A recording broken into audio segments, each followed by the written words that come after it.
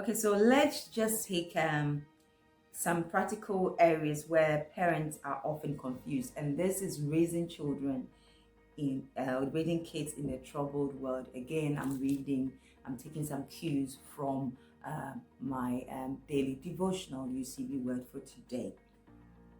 And it says, children are a gift from the Lord. Children are a gift from the Lord. So let's look at some practical areas that parents are often confused.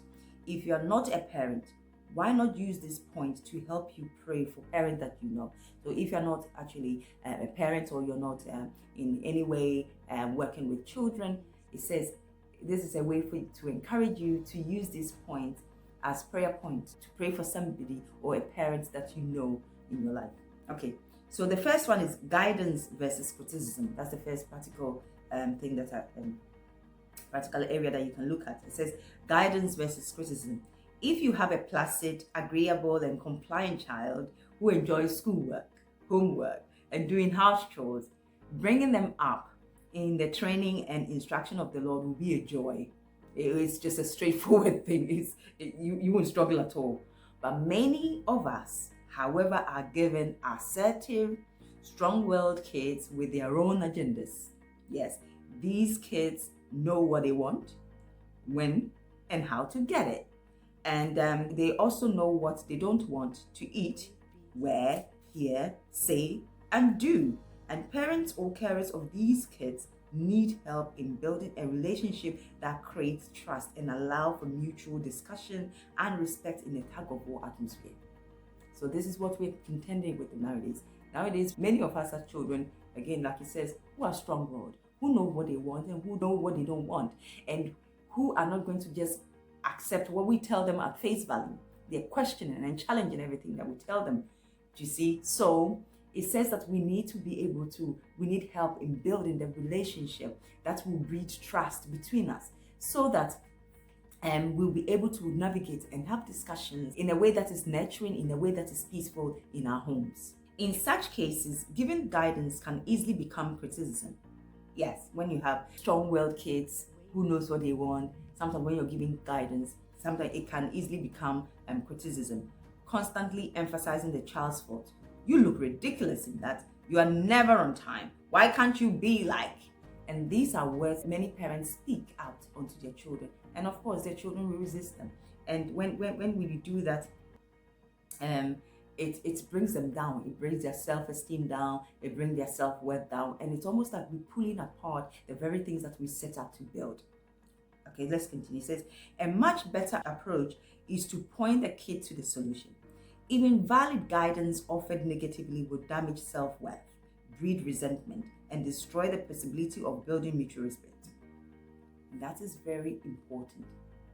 That is something that is so important, because you might have valid reasons. Your guidance might be good and great, but when your timing is off, when your delivery is off, when your tone is off, it might set the whole thing, it would defeat the whole aim. It might devalue or even invalidate the very guidance that you want to give. And that is when you see your young people, your teenagers resisting. And even sometimes your younger children resisting whatever you're telling them, because maybe your timing is wrong, your delivery is wrong, and the way you're going about it, your tone is wrong, everything about it. So your children need to hear you say, I am on your team.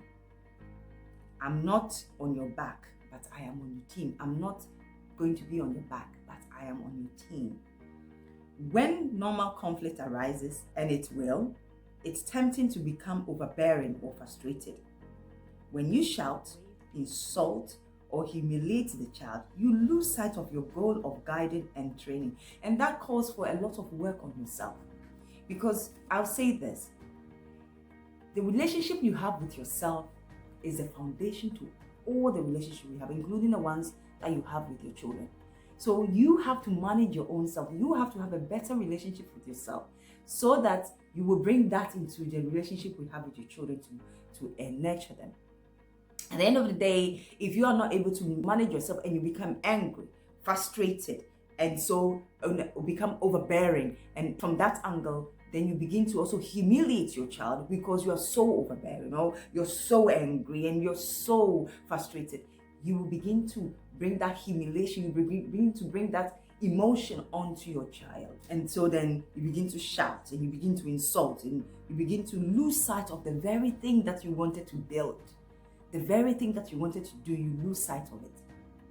And sometimes that's exactly what the enemy wants, the devil wants. He wants to just come in there and capitalize on your anger and then use you to destroy the very thing that you're trying to build. So beware and be vigilant and be intentional about your own relationship with yourself. Okay, so when you do this to your children, when you humiliate and insult them, it leaves them with feeling angry, disempowered, uncertain. They are angry too.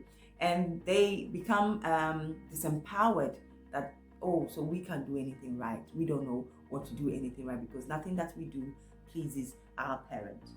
And when that happens, you are inviting rebellion. And I don't think any parent want their child to be rebellion. And inwardly, I don't think any children want to be rebellion either. But circumstances, the things that goes on, then breeds that rebellion and it comes out. Because if you're not empowering your children, then eventually they are going to be operating from a place of anger and resentment. And that means that then they act out that kind of emotion in their behaviors, which is usually rebellion. And then you might call them disrespectful, you might call them defiant, you might call them all sorts of names, negative names that are not right. But if you guide your child as one who is on their team with patient, practical help, links will be forged that encourage cooperation, trust, and mutual respect. This is so important. If you actually, I'll repeat, it says, if you guide your child as one who is on their team with patient, practical help, links will forge that encourage cooperation, trust, and mutual respect. Yes, the word patient there is so important. But the thing is, patience is running away from us, or we are running away from patience as parents.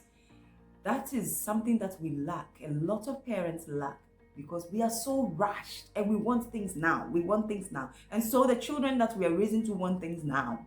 And as parents, we need to find a way to begin to nurture this character in us, patience in us, so that we'll be able to wait. And waiting is time, isn't it? It links with them. Being patient and navigate and form a relationship that is based on trust and mutual respect, especially particularly. And I know that younger children need all, but particularly when your children are getting older, they actually require this kind of relationship a lot. And if you have been building it whilst they were young, then you only build on top of the trusting that you have already been building, but only that you might have to change your strategy a little bit to be able to meet the needs of your young person. So it is tough out there, and raising children in our world today is even tougher. But all I pray is the strength of God. All I pray is the knowledge of God. All I pray is the understanding of God, the wisdom of God to be able to navigate this. God bless you for being a parent. God bless you because you can do a good job. It starts with you and you have to make that choice. Always remember, love is patient, love is kind.